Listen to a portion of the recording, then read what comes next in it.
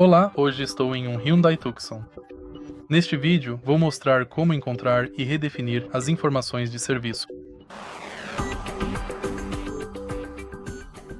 Para começar, vamos dar uma olhada no painel de instrumentos e navegar por ele usando este painel no volante. Agora, olhe para o painel de instrumentos e vá até informações do carro. Role para baixo e aqui estão as suas informações de serviço. O meu está atualmente em 16.000 km, 340 e em quase 370 dias. Para redefinir, pressione e segure o botão OK.